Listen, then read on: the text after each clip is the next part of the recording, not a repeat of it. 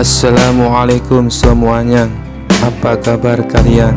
Semoga dalam keadaan sehat dan dilancarkan rezekinya oleh Allah. Amin ya robbal alamin. Alkisah suatu hari Raja Harun al-Rasyid merasa iseng dan ingin menjebak Abu Nawas dengan tugas yang mustahil. Ia memanggil Abu Nawas ke istana. "Abu Nawas," kata sang raja sambil tersenyum licik, "aku ingin menguji kepandianmu. Isilah keranjang bolong ini dengan air dari sungai sampai penuh. Kalau kau gagal, kau akan kujebloskan ke penjara." Abu Nawas melihat keranjang itu. Ternyata terbuat dari anyaman bambu penuh lubang besar. Mustahil air bisa tertampung di dalamnya. Namun Abu Nawas tetap membungkuk hormat. "Baiklah tuanku, mohon beri hamba waktu 1 hari." Raja tertawa kecil. "1 hari? Baik, tapi awas kalau kau gagal." Abu Nawas membawa keranjang itu ke tepi sungai. Orang-orang yang melihatnya tertawa terpingkal-pingkal. Abu Nawas sudah gila, mana bisa keranjang bolong diisi air. Namun Abu Nawas tetap tenang saja. Ia mengambil air sungai dengan gayung, lalu menuangkannya ke keranjang bolong itu. Tentu saja air langsung habis tumpah.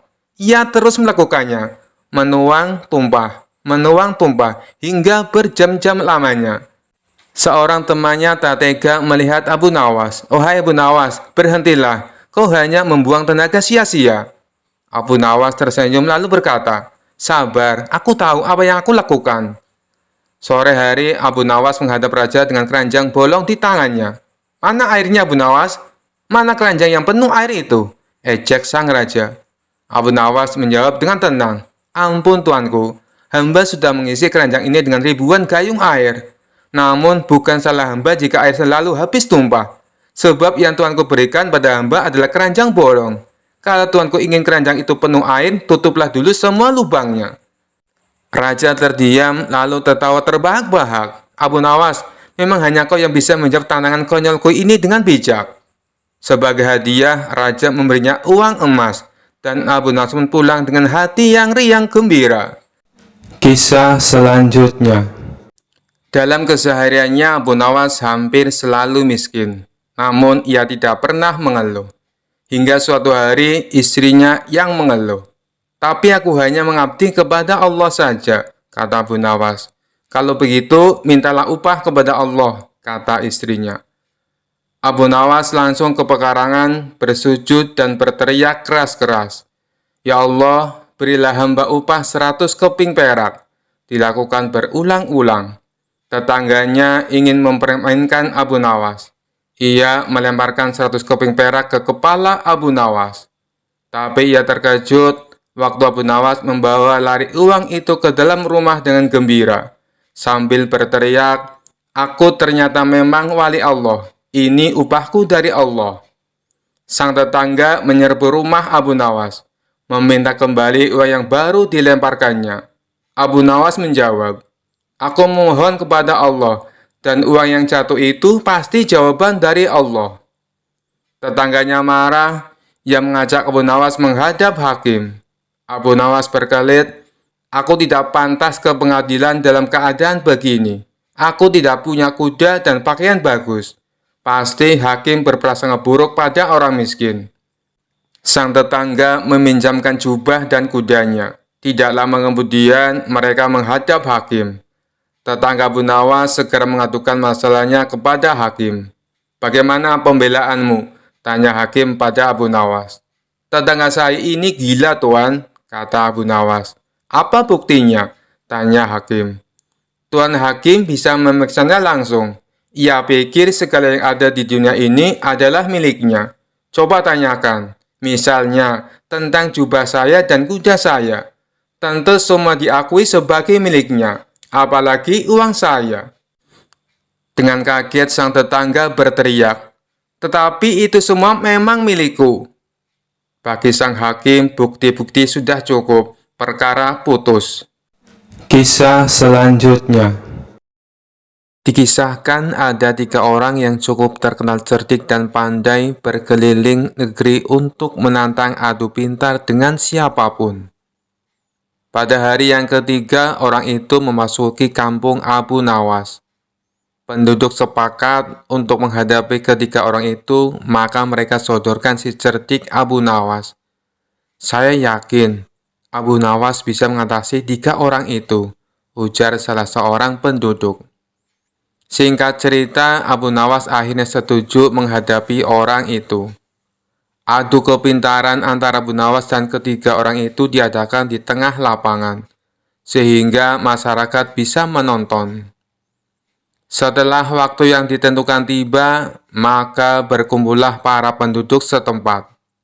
Abu Nawas tampak santai, acara pun segera dimulai. Masing-masing kontestan memperkenalkan diri masing-masing. Sebagai penghormatan, juri mempersilahkan tiga orang itu untuk bertanya kepada Abu Nawas. Ketiga orang itu sangat senang mendapat kesempatan bertanya lebih dulu. Maka dengan congkaknya orang pertama bertanya kepada Abu Nawas, "Di mana sebenarnya pusat bumi ini, wahai Abu Nawas yang tolol?" Abu Nawas tersenyum simpul, dibilang tolol. Si cerdik ini menjawab, "Itu sih gampang." "Kalau begitu di mana?" desak orang itu. "Tepat di bawah telapak kaki saya, saudari yang budiman," ujar Abu Nawas dengan senyum mengembang sembari merapalkan kakinya dan sedikit membungkuk. Jawaban Abu Nawas itu membuat orang kedua tidak terima. Ia langsung berkata dengan keras, "Bagaimana saudara bisa membuktikan hal itu? Jika kalian tidak percaya atas jawabanku, ukur saja sendiri," jawab Abu Nawas enteng. Tampaknya jawaban itu telah membuat orang pertama tertegun dan hanya biasa diam saja. Untuk itulah tiba giliran orang kedua mengajukan pertanyaan kepada Abu Nawas. "Berapa banyak jumlah bintang di langit?" Pernyataan yang nyaris sama dan sudah pasti dijawab oleh Abu Nawas dengan mudah. "Bintang-bintang yang ada di langit itu jumlah sama dengan rambut yang tumbuh di keledaiku ini," ujar Abu Nawas sembari menuding keledainya yang sedang merumput. "Bagaimana saudara bisa membuktikan hal itu?" tanya orang kedua dengan suara tinggi. "Nah, kalau tidak percaya, hitung saja rambut yang ada di keledai ini.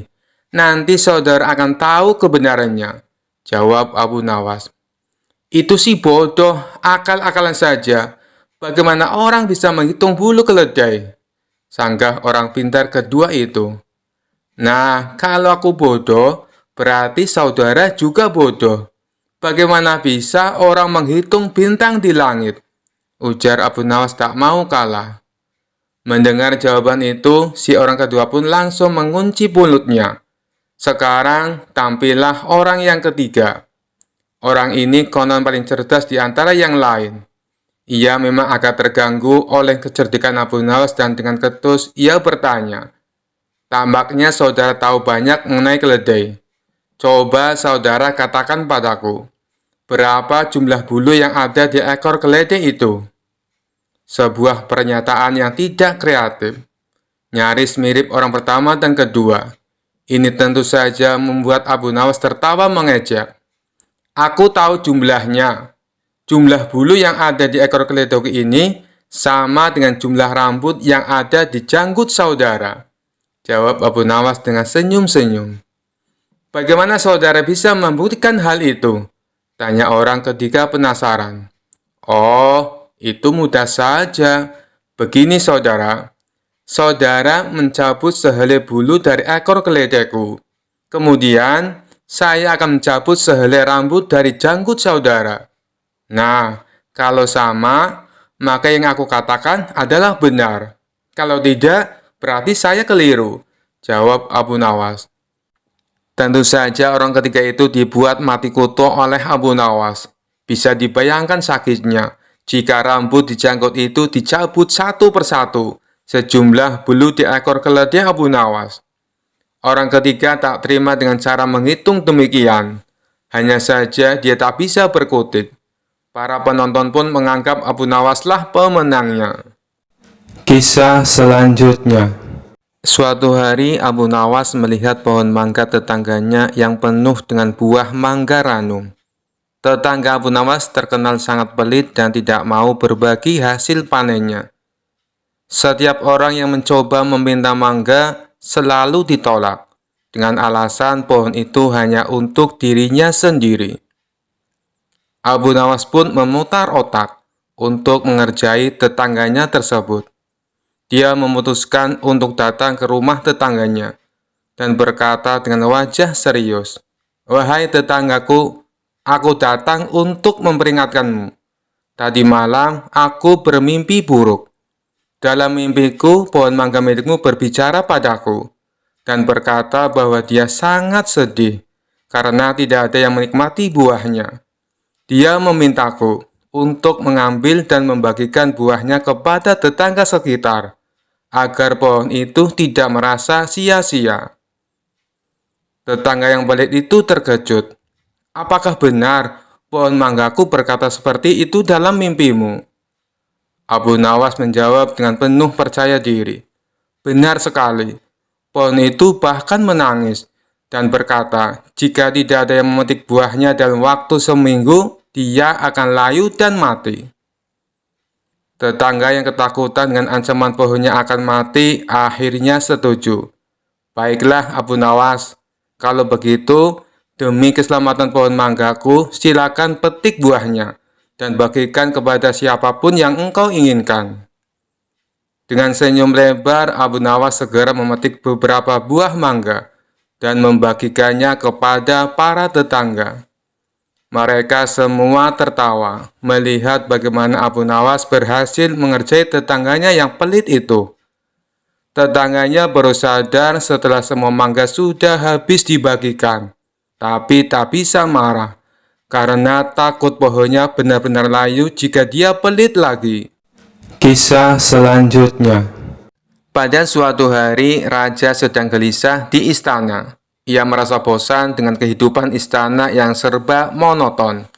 Untuk menghibur dirinya, ia memanggil Abu Nawas dan memberinya sebuah misi yang tidak biasa. "Abu Nawas," kata raja, "aku mendengar ada sebuah tongkat ajaib yang bisa mengabulkan permintaan apa saja. Aku ingin kau mencarinya dan membawanya ke sini. Kalau kau gagal, aku akan memerintahkan pengawal untuk menghukummu." Abu Nawas yang terkenal licik dan penuh akal tersenyum kecil. "Baginda, apakah Anda yakin tongkat seperti itu ada?"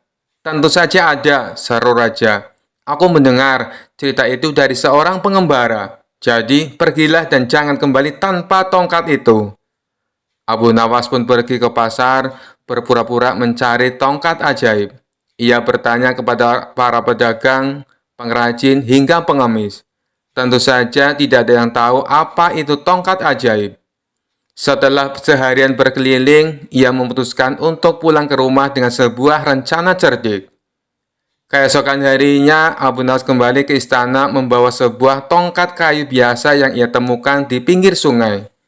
Dengan percaya diri, ia menyerahkan tongkat itu kepada raja. "Baginda, inilah tongkat ajaib yang Anda cari," katanya sambil membungkuk. Raja mengamati tongkat itu dengan penuh rasa penasaran. "Apa buktinya bahwa tongkat ini ajaib, Abu Nawas?" tanya sang raja.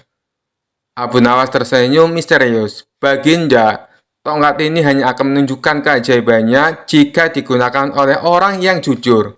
Cobalah Baginda, mintalah sesuatu dan tongkat ini akan mewujudkannya."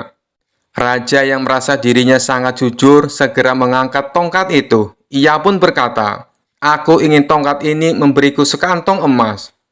Tentu saja tidak ada yang terjadi. Raja mulai curiga. "Kenapa tidak terjadi apa-apa, Abu Nawas?" Abu Nawas dengan tenang menjawab, "Baginda, mungkin Anda perlu meningkatkan kejujuran Anda terlebih dahulu." Raja merah padam, tapi ia tidak mau menunjukkan rasa malunya. Ia menyerahkan tongkat itu kepada para menterinya untuk dicoba. Setiap menteri yang mencoba tongkat itu gagal menggunakannya. "Ini aneh, tongkat ini tidak bekerja untuk siapapun," seru sang raja.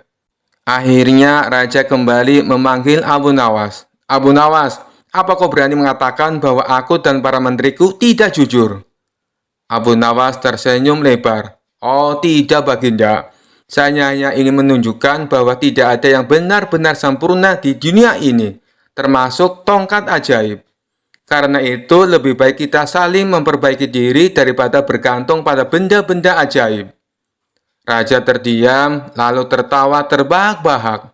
Abu Nawas, kau benar-benar licik. Kau berhasil mengelabui aku lagi. Baiklah, aku akan membiarkanmu pergi kali ini. Abu Nawas membungkuk sambil berkata, "Terima kasih, Baginda. Jika Baginda butuh tongkat ajaib lagi, saya akan mencarinya di tempat yang lebih jauh." Seisi istana pun tertawa mendengar jawaban Abu Nawas. Sementara raja hanya bisa menggeleng-gelengkan kepala, kagum dengan kecerdikannya. Kisah selanjutnya. Suatu hari, raja kembali memanggil Abu Nawas ke istana untuk memberi perintah aneh lagi. Raja yang terkenal suka menguji kecerdikan Abu Nawas tersenyum licik dan berkata, "Abu Nawas, kali ini aku punya tugas sangat penting untukmu." Abu Nawas sudah mencium gelagat tak biasa, menjawab dengan hati-hati, "Apa tugasnya, tuanku?" Raja dengan suara lantang berkata, "Aku ingin kau pergi dan mencari ujung bumi. Bawa aku laporan tentang apa yang ada di sana. Jangan kembali sampai kau menemukannya." Abu Nawas yang tahu bahwa perintah ini jelas-jelas mustahil, pura-pura terkejut. Tapi seperti biasa, ia segera berpikir cepat. Dengan wajah serius, Abu Nawas menjawab, "Baik, tuanku. Hamba akan mencari ujung bumi, tapi hamba butuh beberapa persiapan." Raja mengangkat alis penasaran. "Apa yang kau butuhkan kali ini, Abu Nawas?" Abu Nawas dengan tenang menjawab, "Karena perjalanan ini sangat jauh dan berbahaya, hamba butuh bekal yang cukup besar. Sekitar 100 unta penuh dengan makanan, minuman, dan persediaan lainnya. Selain itu, hamba juga butuh pasukan kecil untuk melindungi hamba dari bahaya selama perjalanan." Raja berpikir sejenak lalu setuju. "Baiklah, aku akan memberikan semua yang kau minta. Tapi ingat, jangan kembali sebelum kau menemukan ujung bumi." Abu Nawas tersenyum dan berjanji akan melakukan tugasnya dengan baik. Lalu ia segera memulai perjalanannya dengan 100 unta penuh bekal dan pasukan kecil yang menyertainya. Selama beberapa minggu, Abu Nawas dan rombongannya berkeliling kota, berpura-pura sedang dalam perjalanan jauh. Setiap hari, ia dan pasukannya beristirahat, makan enak, dan menikmati hidup. Sementara orang-orang di kota berpikir Abu Nawas sedang melakukan perjalanan untuk mencari ujung bumi. Setelah beberapa waktu, Abu Nawas merasa cukup. Ia lalu memerintahkan pasukannya untuk kembali ke istana. Saat tiba di depan raja, Abu Nawas melaporkan dengan penuh kepercayaan diri, "Tuanku, hamba telah pergi mencari ujung bumi, dan hamba punya kabar penting."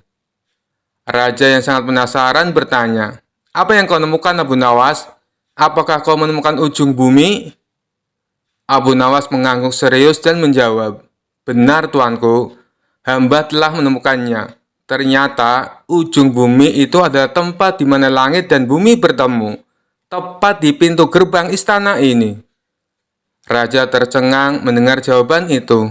"Apa maksudmu, Abu Nawas?" Dengan cerdik, Abu Nawas menjelaskan, "Setelah perjalanan jauh, hamba menyadari bahwa setiap kali kita berjalan lebih jauh, bumi tampaknya tak berujung. Tapi ketika hamba kembali ke istana ini, hamba menyadari bahwa semua perjalanan berakhir di sini, tempat di mana Tuanku berkuasa. Inilah ujung bumi, karena di sini segala sesuatu bermula dan berakhir." Raja terdiam sejenak, berpikir keras.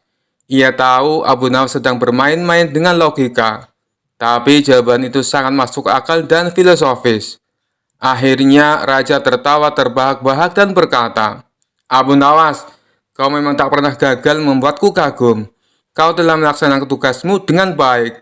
Ujung bumi memang berada di sini, di bawah kekuasaanku." Semua orang istana ikut tertawa, sementara Abu Nawas tersenyum puas.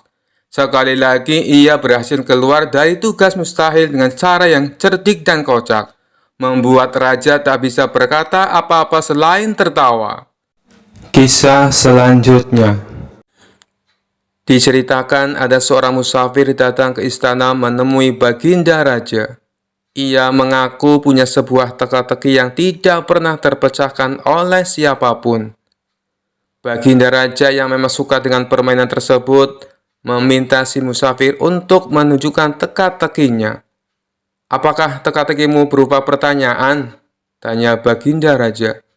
"Bukan, Paduka Yang Mulia," jawab si musafir. "Baiklah, coba tunjukkan padaku.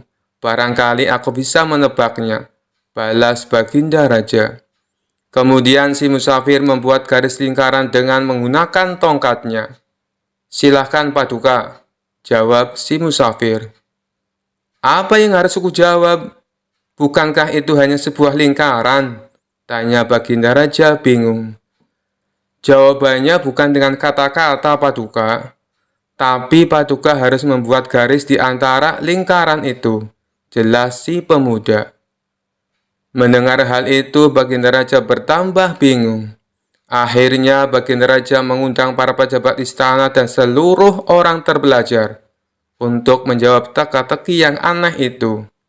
Akan tetapi, mereka semua tidak ada yang bisa menebaknya. Jangankan untuk menebak, untuk memahami maksud teka-tekinya saja, mereka sama sekali tidak tahu.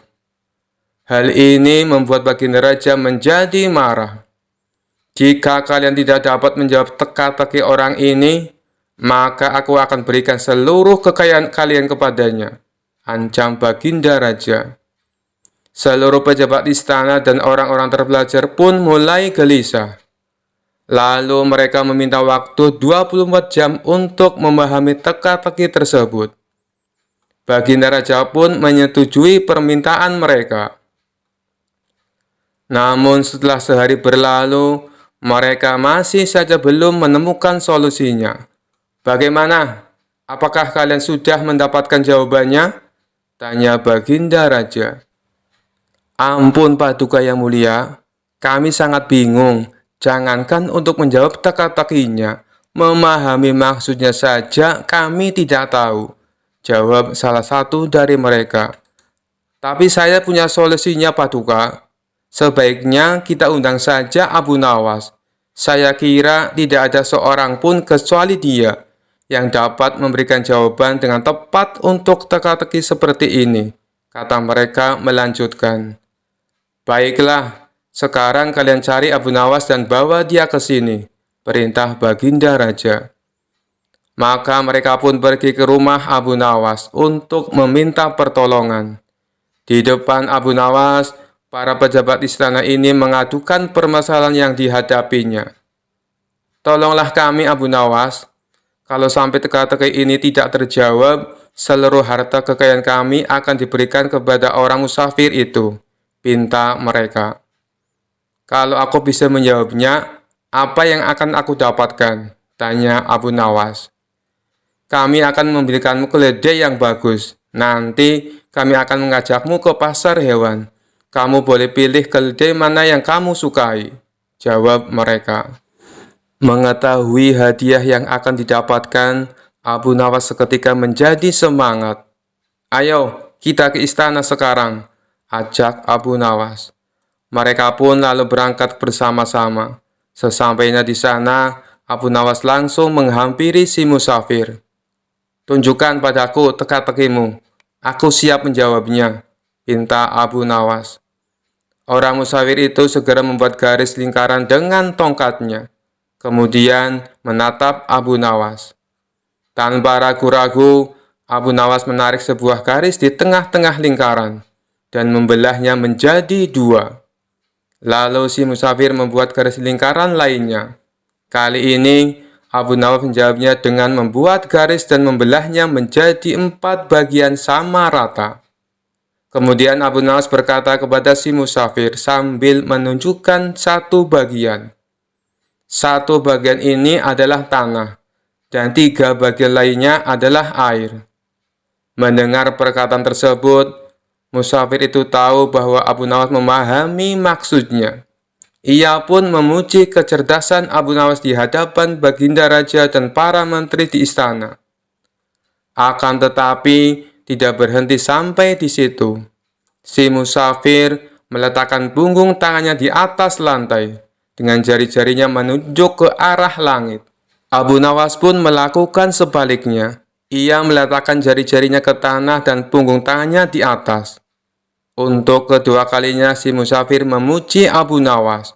Lalu ia berkata kepada Baginda Raja, "Paduka Raja harusnya bangga memiliki orang pandai seperti dia." Baginda Raja menjawab, "Aku sungguh bingung dan tidak tahu maksudnya dengan teka-teki yang kau berikan dan jawaban yang Abu Nawas berikan." Kemudian si musafir menjelaskan, "Begini Paduka yang mulia, aku menggambar sebuah lingkaran.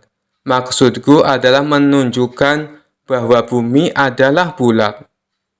Abu Nawas lalu menjawabnya dengan membelah garis lingkaran itu menjadi dua bagian.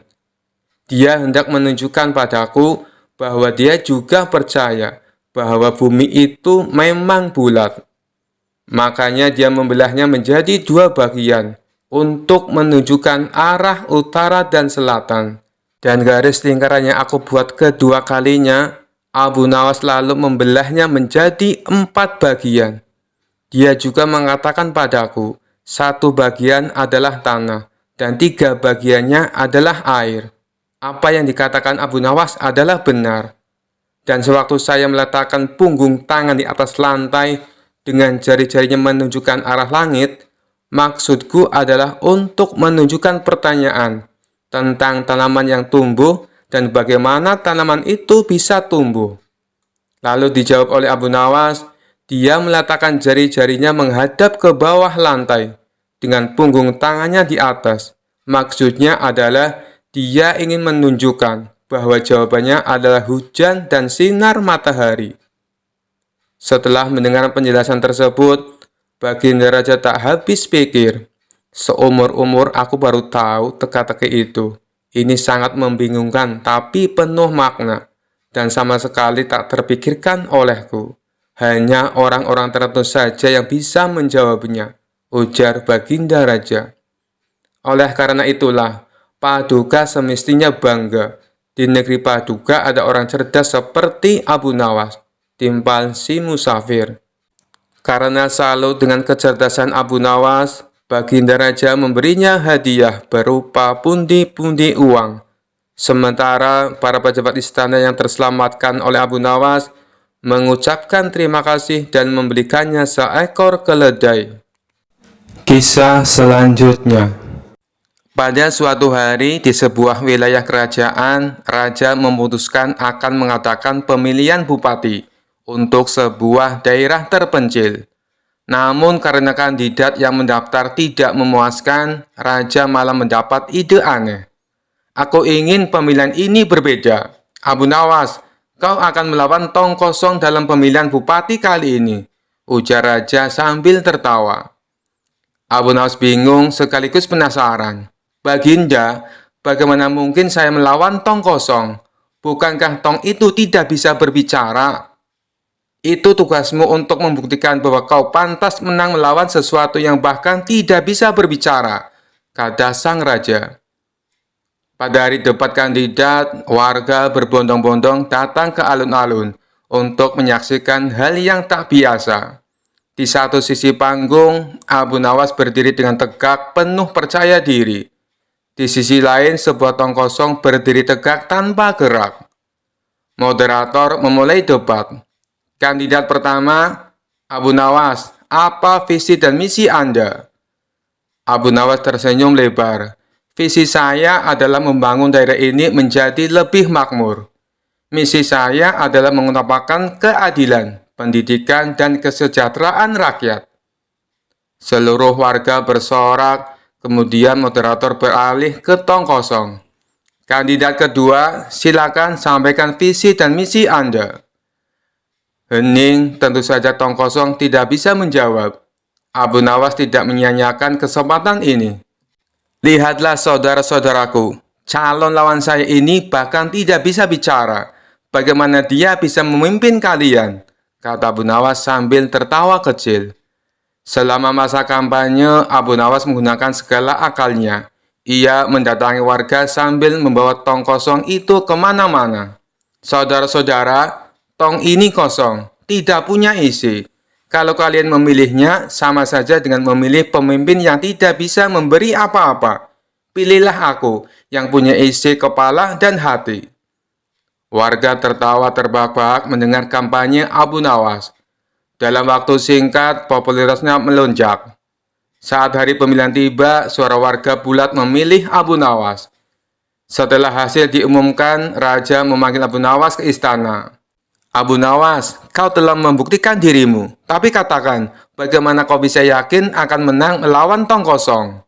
Abu Nawas tersenyum kemudian berkata, Baginda, rahasianya adalah mengingatkan rakyat bahwa pemimpin kosong hanya akan membuat rakyat kelaparan. Dan aku rasa tong kosong itu tidak keberatan kalah, karena dia memang tidak punya apa-apa untuk dipertaruhkan. Raja tertawa terbahak-bahak. Abu Nawas, kau memang cerdas sekaligus licik. Aku bangga padamu. Sejak saat itu, cerita tentang Abu Nawas melawan tong kosong menjadi legenda yang terus diceritakan sebagai lelucon tentang pemilihan yang aneh, tetapi penuh hikmah. Pemimpin yang berisi lebih baik daripada tong kosong, kata Abu Nawas sambil tersenyum puas. Kisah selanjutnya. Dikisahkan pada suatu sore yang cerah, Abu Nawas sedang duduk santai di depan rumahnya.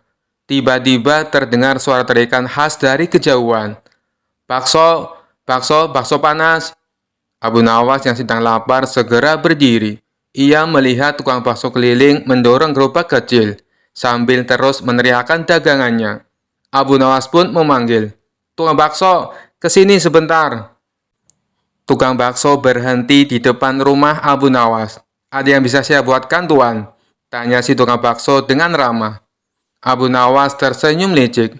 Aku ingin seporsi bakso spesial, tetapi dengan syarat. Tukang bakso mengerutkan kening. Syarat apa, Tuan? Syaratnya, jawab Abu Nawas sambil tertawa kecil. Baksonya harus ada rasa durian, kuahnya rasa kopi, dan tambahkan 1 butir telur bebek mentah di atasnya. Tukang bakso terkejut mendengar pesanan aneh tersebut. Tuan, bakso seperti itu tidak ada yang jual. Tapi aku sangat ingin mencobanya, jawab Abu Nawas sambil berpura-pura kecewa. Kalau kau tidak bisa, aku tak jadi beli. Tak ingin kehilangan pelanggan, tukang bakso itu memutar otak. Ia mengambil semangkok bakso biasa, lalu berbisik, Tuan, tunggu sebentar. Saya akan membuatkan sesuai permintaanmu. Sambil mempersiapkan mangkok, tukang bakso menambahkan sedikit kuah biasa, menyerahkan mangkok itu kepada Abu Nawas dan berkata, ini dia, rasa durian dan kopi sudah saya tambahkan. Telur bebeknya ada di dalam kuah, tetapi perlu dicicipi perlahan agar terasa. Abu Nawas mencicipi bakso tersebut. Rasanya seperti bakso biasa. Mana rasa durian dan kopinya? Tukang bakso tersenyum licik. Rasa durian dan kopi hanya muncul jika Tuan makan sambil membayangkan durian dan kopi. Jadi, cobalah makan sambil memejamkan mata dan membayangkan. Abu Nawas tertawa terbahak-bahak. Kau berani juga bermain kata, wahai tukang bakso. Tapi aku tidak mau kalah. Ia mengambil uang logam dan menyerahkannya kepada tukang bakso. Ini bayaranmu, tetapi hanya dengan syarat. Tukang bakso kebingungan. Syarat apa lagi, Tuan? Abu Nawas menjawab sambil tersenyum. Uang ini hanya bisa kau gunakan jika kau membayangkan barang yang akan kau beli. Tukang bakso menghela nafas panjang. Mereka berdua pun tertawa bersama. Akhirnya Abu Nawas membayar dengan uang sungguhan. Dan tukang bakso memberi bonus 2 bakso ekstra. Sejak saat itu, tukang bakso tersebut selalu berhati-hati jika bertemu dengan Abu Nawas yang suka iseng. Tetapi diam-diam ia menikmati persahabatan unik mereka. Kisah selanjutnya. Suatu hari, Baginda Raja dilanda masalah yang membuatnya tidak bisa tidur. Sedangkan masalah yang dihadapinya hanya Baginda Raja sendiri yang tahu. Meskipun Baginda Raja banyak masalah, namun ia sengaja merahasiakannya dari orang-orang sekitar, baik kepada penasihat istana maupun Abu Nawas selaku sahabatnya tempat berkeluh kesah. Padahal sejatinya Baginda Raja ingin rasanya melupakan masalah yang menimpanya. Kalaupun bisa lari menghindar, tentulah ia akan melakukannya. Tapi kenyataannya, permasalahan yang dihadapi terasa seperti mengikutinya kemanapun Baginda Raja pergi. Sejak saat itu, Baginda Raja sering terlihat melamun seorang diri. Kemudian penasihat istana mendekati Baginda Raja. "Maaf Paduka yang mulia, hamba perhatikan belakangan ini Paduka terlihat murung. Hamba khawatir Paduka nanti jatuh sakit. Adakah sesuatu yang Paduka pikirkan?" tanya penasihat istana. "Tidak ada apa-apa, aku baik-baik saja. Kau urusi saja pekerjaanmu," jawab Baginda Raja dengan memalingkan wajahnya. Penasihat istana pun hanya terdiam. Ia merasakan gelagat bahwa Baginda Raja sedang dilanda masalah besar. Dikarenakan Baginda Raja tidak mau berterus terang, penasihat istana tidak berani membujuknya untuk menceritakan masalah yang dihadapinya. Makin hari sikap Baginda Raja makin tertutup, bahkan kini enggan menerima tamu. Hal ini membuat para pejabat istana menjadi sangat khawatir. Apa yang harus kita lakukan? Makin hari Baginda Raja terlihat mengkhawatirkan. Ini sangat buruk untuk kondisinya.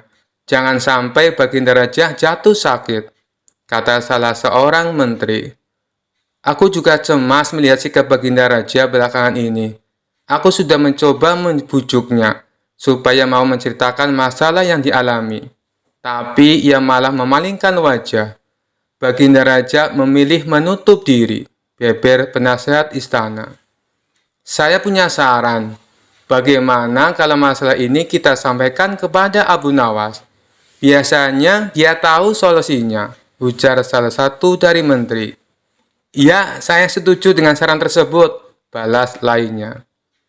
Maka beberapa menteri istana segera mendatangi rumah Abu Nawas. Melihat yang datang adalah para menteri, Abu Nawas sempat terkejut. Biasanya yang diutus Baginda Raja adalah prajurit istana. "Kenapa kalian yang datang?" tanya Abu Nawas. "Kami ke sini bukan diutus Baginda Raja, tapi atas kemauan sendiri," jawab para menteri. Kemudian para menteri ini memberitahu Abu Nawas tentang keadaan yang menimpa Baginda Raja. "Kami semua sudah berusaha memberi perhatian, tapi Baginda Raja selalu menutup diri," kata salah satu menteri. "Baiklah, aku akan mencoba menghiburnya. Mari kita ke istana sekarang," ajak Abu Nawas. Singkat cerita, Abu Nawas menghadap Baginda Raja. Ia lalu bercerita kisah-kisah jenaka di hadapan Baginda Raja, berharap bisa terhibur dan tertawa. Tapi ternyata tidak ada reaksi apapun. Baginda Raja hanya terdiam, malah meninggalkan Abu Nawas lalu masuk ke kamarnya. Selepas Baginda Raja pergi, para menteri segera menghampiri Abu Nawas. "Bagaimana ini Abu Nawas? Kamu lihat sendiri kan?" ucap mereka. "Sepertinya Baginda Raja sedang mengalami masalah berat. Biarkan aku pulang dulu. Aku akan memikirkan cara untuk mengatasi masalah ini," ucap Abu Nawas. Setibanya di rumah, Abu Nawas terus memikirkan cara terbaik memecahkan masalah ini. Setelah berpikir cukup lama, akhirnya Abu Nawas menemukan ide yang cemerlang. Esok harinya Abu Nawas pergi ke pasar. Di hadapan orang-orang, Abu Nawas berteriak, "Apakah di antara kalian ada yang bisa memasukkan onta ke lubang jarum?" Mendengar pertanyaan Abu Nawas, semua orang yang ada di sana heran. Salah satu dari mereka lalu menjawab, "Mana mungkin bisa, itu perkara yang mustahil." Dengan lantang Abu Nawas membalas, "Tidak ada perkara yang mustahil. Jangankan aku, anak kecil pun bisa." "Kalau kau mau bisa, coba tunjukkan kepada kami," pinta mereka. "Maaf kawan-kawan, sayangnya aku hanya bisa membuktikannya bila di hadapan Baginda Raja," jawab Abu Nawas. Begitulah seterusnya, setiap ada keramaian orang ataupun perkumpulan, Abu Nawas selalu mengatakan hal yang sama. Akhirnya kabar tentang Abu Nawas bisa memasukkan unta ke lubang jarum sampai juga hingga ke telinga Baginda Raja. Awalnya Baginda Raja tidak terlalu memperdulikannya, tapi lama-kelamaan timbul juga rasa penasaran pada dirinya. Maka diperintahkanlah beberapa pengawal istana memanggil Abu Nawas. "Tuan Abu Nawas, Anda diperintah Paduka untuk datang ke istana," ucap seorang prajurit. "Benarkah?" tanya Abu Nawas memastikan. "Benar Tuan Abu Nawas," jawab dia. "Rencanaku akhirnya berhasil," pikir Abu Nawas. "Oh iya, bagaimana kondisi Baginda Raja sekarang?" tanya Abu Nawas lagi. "Baginda masih sering mengurung diri dan sering tampak termenung," jawab salah satu prajurit. "Baiklah, aku akan ke sana sekarang," balas Abu Nawas. Tidak lama kemudian, Abu Nawas sampai di istana menghadap Baginda Raja. "Wahai Abu Nawas, aku dengar kau bisa memasukkan seekor unta ke lubang jarum. Kau bersedia membuktikannya bila di hadapanku. Benarkah itu?" tanya Baginda Raja. "Benar Paduka yang mulia," jawab Abu Nawas. "Bagaimana mungkin? Aku rasa itu perkara yang mustahil," balas Baginda Raja. "Di dunia ini tidak ada yang mustahil, Paduka," ujar Abu Nawas. "Baiklah, sekarang coba kau buktikan," perintah Baginda Raja. "Caranya mudah, Paduka. Kita tinggal membuat jarum yang lubangnya lebih besar daripada seekor unta. Dengan begitu, kita bisa memasukkannya dengan mudah. Bahkan anak kecil pun bisa," jawab Abu Nawas menjelaskan. "Kalau caranya seperti itu, semua orang pun bisa melakukannya. Berarti kau telah menipu semua orang, termasuk aku," ucap Baginda Raja. "Hamba tidak pernah menipu siapapun, dan hamba juga tidak pernah menipu Paduka. Hamba tidak pernah mengatakan bahwa jarum hamba yang maksud adalah jarum kecil," balas Abu Nawas. "Iya, itu benar. Tapi apa maksud dari pernyataanmu ini?" tanya Baginda Raja. "Hamba hanya ingin mengatakan bahwa ada hikmah dari pernyataan ini," jawab Abu Nawas. "Hikmah? Hikmah dari mana?" tanya Baginda Raja heran. "Bukankah tadinya Baginda Raja tidak percaya kalau hamba bisa memasukkan unta ke lubang jarum? Tapi setelah hamba jelaskan, Baginda Raja baru mempercayainya. Begitu juga dengan permasalahan yang sedang kita hadapi. Sebesar apapun masalah, sebesar apapun bebannya, tapi kalau hati kita lebih besar, hati kita lebih luas saat menghadapinya, maka semua masalah akan terasa lebih ringan. Itulah gambaran seekor unta bila dimasukkan ke lubang jarum. Sepintas saat kita menghadapinya, pasti itu mustahil dilakukan. Tapi bila hati kita luas dan besar, maka pikiran kita juga akan mengikuti. Dan pada akhirnya, masalah yang kita anggap mustahil bisa diatasi menjadi mudah dan ringan untuk dijalani. Bagaimana kita akan bisa tenang bila kita menghadapi masalah dengan hati yang sempit?" tutur Abu Nawas. Seketika Baginda Raja terdiam. Ia terus merenungi ucapan Abu Nawas. Suasana pun mendadak menjadi hening. Tidak berapa lama Baginda Raja pun berkata, "Terima kasih Abu Nawas, kau telah menyadarkanku. Selama ini aku memang sedang dilanda masalah, dan hatiku sempit menghadapinya, sehingga pikiranku juga ikut menjadi buntu," ujar Baginda Raja. Sejak kejadian itu, kini Baginda Raja mulai terlihat ceria. Ia tidak lagi terlihat murung seperti hari-hari sebelumnya. Permasalahan bukanlah hal untuk dilamunkan, melainkan dihadapi dengan hati yang besar. Maka akan tercipta solusi dari sebuah pemikiran yang jernih. Kisah selanjutnya. Dikisahkan suatu hari yang cerah di kota Baghdad, Raja Harun al-Rasyid sedang duduk di istananya, merasa penasaran tentang berbagai hal. Salah satu hal yang membuatnya penasaran adalah thariqat, jalan spiritual dalam Islam. Dia memutuskan untuk memanggil Abu Nawas untuk membahas hal ini. Ketika Abu Nawas tiba di istana, Raja Harun al-Rasyid langsung bertanya, "Abu Nawas, aku ingin tahu lebih banyak tentang Torekot. Apa itu sebenarnya dan bagaimana cara kita mengikutinya?" Abu Nawas tersenyum dan berkata, "Wahai Baginda, Torekot adalah jalan spiritual yang menuntun kita mendekatkan diri kepada Allah. Namun, izinkan saya menjelaskan dengan cara yang lebih sedikit berbeda." Raja dan seluruh hadirin tertarik dan mendekat untuk mendengarkan penjelasan Abu Nawas. Abu Nawas memulai ceritanya. "Suatu hari, saya bermimpi bertemu dengan seorang sufi yang sangat bijaksana di sebuah taman yang indah. Sufi itu berkata, 'Abu Nawas, tahukah kamu apa itu Torekot?' Saya menjawab, 'Mungkin itu seperti jalan setapak menuju puncak gunung.' Sufi itu tertawa dan berkata, 'Tepat sekali, namun ada banyak jalan menuju puncak gunung tersebut.' Raja tersenyum merasa cerita ini sangat menarik. Abu Nawas melanjutkan, 'Sufi itu lalu mengajak saya berjalan-jalan di taman. Di sana ada berbagai jalan setapak. Ada yang lurus, ada yang berliku, ada yang penuh bunga, dan ada yang penuh duri.' Sufi itu berkata, 'Setiap jalan ini adalah Torekot.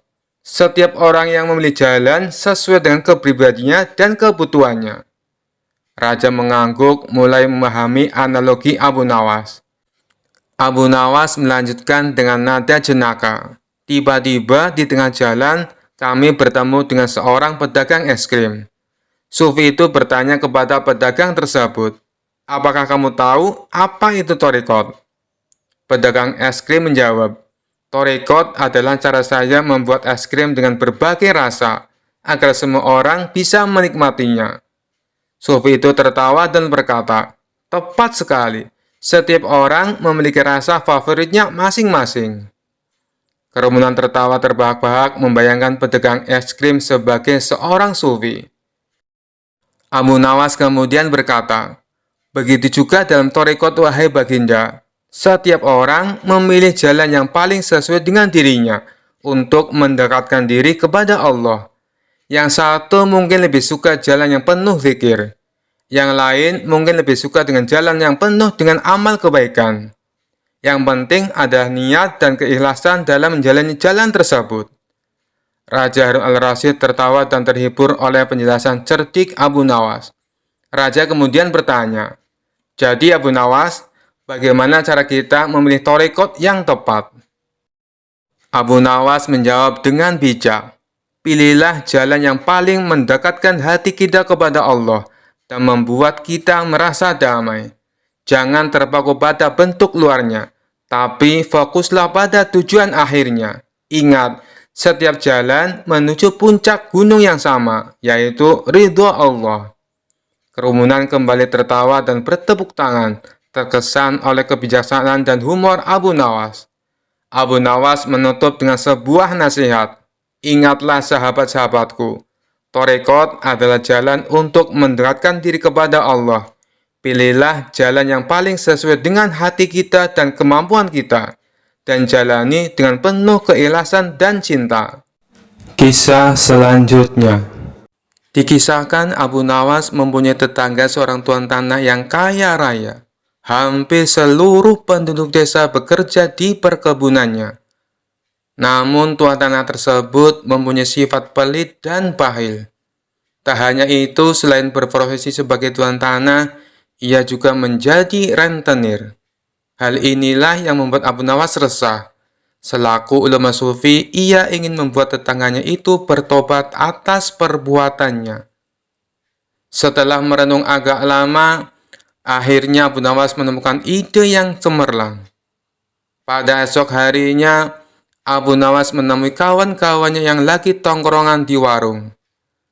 'Tadi malam aku mimpi dapat wangsit yang tidak bisa aku tolak,' ucap Abu Nawas membuka percakapan. Salah satu kawan Abu Nawas bertanya, 'Apa isi wangsit dalam mimpimu?' Abu Nawas menjawab, 'Aku mendapatkan wangsit apapun yang dititipkan padaku, maka akan beranak.' Maksudnya bagaimana wahai Abu Nawas? Tanya mereka bingung. Kalau kalian menitipkan padaku satu ayam, maka dalam beberapa hari ayamnya akan beranak. Dan ayam kalian akan menjadi bertambah. Begitu pula bila kalian menitipkan uang atau aku meminjam uang, maka beberapa hari kemudian uang kalian akan beranak. Dan tentunya uang kalian akan bertambah. Jelas Abu Nawas. Sebagian kawannya ada yang percaya, ada juga yang tidak percaya. Jangan-jangan ini cuma akal bulus Abu Nawas untuk meminjam uang. Nanti sore aku akan meminjami 1 ekor kambing kepadamu, ucap salah satu dari mereka. Yang lain menimpali, aku akan meminjami uang 2 dinar. Silakan, silakan. Dengan senang hati, balas Abu Nawas. Setelah 5 hari berlalu, ternyata benar, kambing dan uang yang dipinjamkan kepada Abu Nawas menjadi beranak. Yang meminjami 1 ekor kambing, dikembalikan Abu Nawas menjadi 3 ekor kambing. Yang meminjami uang 2 dinar, dikembalikan oleh Abu Nawas menjadi 5 dinar. Berita tentang Abu Nawas tersebut tersebar ke seluruh penduduk desa dan sampai ke telinga tuan tanah pelit yang menjadi rentenir. Dengan ditemani beberapa pengawalnya, tuan tanah itu mendatangi rumah Abu Nawas. Wahai saudaraku Abu Nawas, adakah keperluan yang kau inginkan? Katakan saja, nanti aku bisa meminjamimu, ucap tuan tanah merayu. Maaf tuan, saat ini saya tak lagi membutuhkan apa-apa, balas Abu Nawas. Baiklah, nanti kalau kamu perlu apa-apa, datang saja padaku. Jangan sungkan-sungkan, timpal si tuan tanah dengan senyum yang ramah. Baik tuan, kapan-kapan saya akan ke rumah tuan, ucap Abu Nawas. Tuan tanah dan para pengawalnya pun pamit pulang meninggalkan rumah Abu Nawas. Pada suatu sore, Abu Nawas merasakan lapar. Ia tak mempunyai apapun di dalam rumah untuk dimakan. Kemudian, Abu Nawas mendatangi tuan rumah untuk meminjam 3 butir telur. Dengan senang hati, si tuan tanah menyambut dan meminjamkannya kepada Abu Nawas. 5 hari kemudian, Abu Nawas mengembalikan telur yang dipinjamnya. Si tuan tanah menerimanya dengan senang hati. Di saat ia membuka bungkusan yang dibawa oleh Abu Nawas, jumlah telurnya bertambah menjadi 5. Kok telurnya ada 5? Tanya tuan tanah pura-pura tidak tahu sembari tersenyum. Tidakkah tuan mendengar kabar? Apapun yang saya pinjam pasti beranak, ujar Abu Nawas. Si tuan tanah pun tersenyum bahagia. Ia lalu menawarkan pinjaman-pinjaman lain kepada Abu Nawas. Namun Abu Nawas menolaknya dengan alasan sedang tidak butuh. Hingga pada suatu hari, Abu Nawas kembali mendatangi tuan tanah yang kaya raya itu.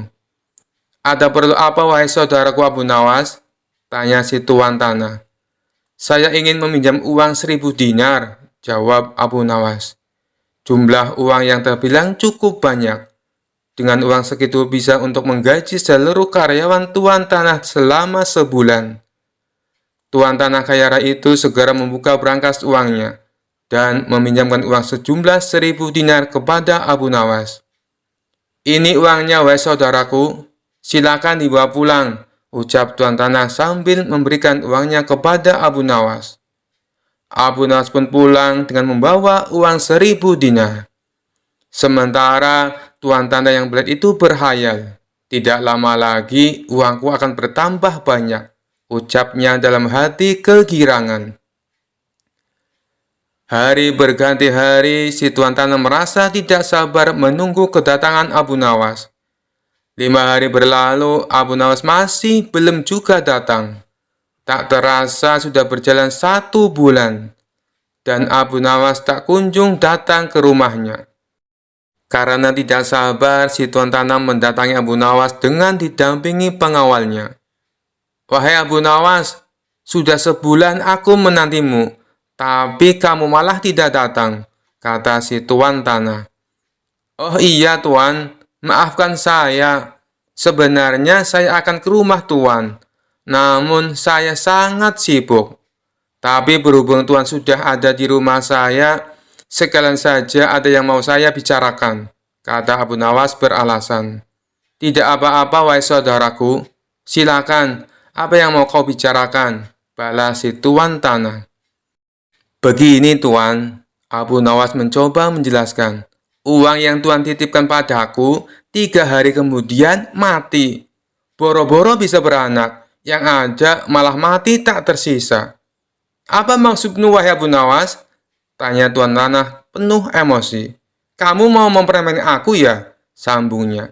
Tidak tuanku, tapi memang begitulah kenyataannya, balas Abu Nawas. Tak terima dengan hal itu, si Tuan Tanah lalu melaporkan Abu Nawas ke pengadilan. Ia menuntut Abu Nawas agar dihukum pancung, karena telah menipu dirinya dengan jumlah uang yang sangat besar. Saat keduanya dihadapkan kepada hakim, si Tuan Tanah berkata, "Wahai hakim yang mulia, Abu Nawas telah menipuku. Katanya uang yang aku titipkan kepadanya bisa beranak. Tapi kenyataannya ia menipuku dan tidak sepeser pun mengembalikan uangnya padaku. Saya minta supaya Abu Nawas dihukum pancung." Setelah mendengar kesaksian dari Tuan Tanah, sang hakim bertanya kepada Abu Nawas, "Benarkah seperti itu, wahai Abu Nawas?" Abu Nawas pun menjawab, "Wahai hakim yang mulia, saya sama sekali tidak menipu dia." "Lalu, kenapa kamu tidak mengembalikan uangnya?" tanya hakim. Abu Nawas kembali menjawab, "Dari awal sudah saya katakan padanya Tuan Hakim, apapun yang dititipkan padaku bisa beranak. Dan kebetulan uang yang ia titipkan padaku bukannya beranak tapi malah mati. Dan aku tak mungkin mengembalikannya karena sudah mati. Bukankah sesuatu yang beranak pasti bisa mati?" kata Abu Nawas menjelaskan.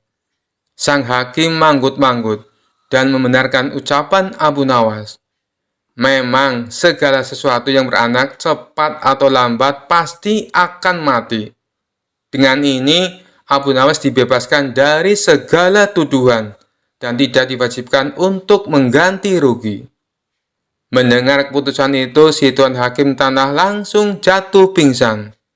Ia telah tertipu oleh wataknya sendiri sebagai orang yang gigih dan berprofesi sebagai rentenir.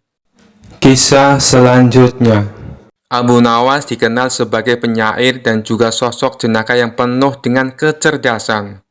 Sejak tinggal di Baghdad, Abu Nawas memiliki hubungan kedekatan dengan Baginda Raja Harun al-Rasyid karena dirinya sering memberikan solusi kenegaraan bagi Baginda Raja. Akan tetapi hari itu sebuah pemandangan langka terjadi. Abu Nawas datang istana kerajaan tanpa mendapat undangan dari Baginda Raja terlebih dahulu. "Oh, ternyata engkau datang juga. Kebetulan, aku memang sudah kangen ingin bertemu denganmu Abu Nawas," kata Baginda Raja tanpa basa-basi. Mendengar perkataan rajanya itu, Abu Nawas menjadi senang bukan kepalang, karena memang diketahui hubungan mereka belakangan ini sedang dekat-dekatnya. "Wahai Baginda, kali ini apa yang mesti hamba lakukan?" tanya Abu Nawas. "Tidak ada," sergah Baginda Raja. "Sebentar dulu," ujar Baginda Raja yang kemudian beranjak dari tempat duduknya. Begitu kembali, Baginda Raja sudah berganti pakaian yang sederhana layaknya rakyat biasa. "Aku ingin ke rumahmu Abu Nawas," titah Baginda Raja. "Untuk apa Baginda ke rumah hamba?" tanya Abu Nawas heran dan kaget. Abu Nawas merasa belum memikirkan sebelumnya jika Baginda ingin ke rumahnya. Istrinya pun tidak ada di rumah. Abu Nawas berpikir siapa yang akan menyiapkan hidangan untuk Baginda Raja. "Intinya aku mau ke rumahmu," ujar Baginda dengan sedikit memaksa. Karena tidak ingin membantah perintah rajanya, akhirnya Abu Nawas mengiyakan ajakan Baginda tersebut. Tanpa ada pengawal, Baginda dan Abu Nawas berjalan kaki menuju rumah Abu Nawas, yang jaraknya tidak begitu jauh dari istana kerajaan. Sesampainya di rumah Abu Nawas, Baginda tidak menyangka jika rumah Abu Nawas sangat sederhana. Tak ada barang berharga di rumah itu. Di mana istrimu Abu Nawas? Tanya Baginda Raja. Istri hamba sedang menjenguk orang tuanya Baginda, jawab Abu Nawas. Kebetulan saya datang ke rumahmu ingin belajar tentang kebijaksanaan hidup darimu, kata Baginda. Abu Nawas masih belum mengerti dengan maksud Baginda Raja. Ia hanya berpikir sejenak. Abu Nawas menyadari permintaan Baginda tidak mungkin bisa ditolak. Setelah berpikir, akhirnya ia mengerti bahwa kebijaksanaan yang dapat dipelajari dengan praktek. Baginda juga tidak keberatan menemani Abu Nawas dan melihat perilakunya. Dengan demikian, malam itu Baginda tidak kembali ke istana. Baginda berencana menginap di rumah Abu Nawas. Abu Nawas lalu menggosok-gosok sebuah kayu membuat api. Api kecil itu ditiup-tiupnya hingga menyala. Mengapa api itu engkau tiup, Abu Nawas? Tanya Baginda Raja penasaran. Agar panas dan lebih besar apinya, Baginda, jawab Abu Nawas. Setelah api itu membesar, Abu Nawas kemudian memasak sop. Setelah sop itu matang, Abu Nawas menuangkannya ke dalam 2 mangkok. Ia mengambil mangkoknya dan meniup sop tersebut. Lalu, mengapa sop itu engkau tiup, Abu Nawas? Tanya Baginda Raja lagi. Agar lebih dingin dan enak dimakan, Baginda, jawab Abu Nawas.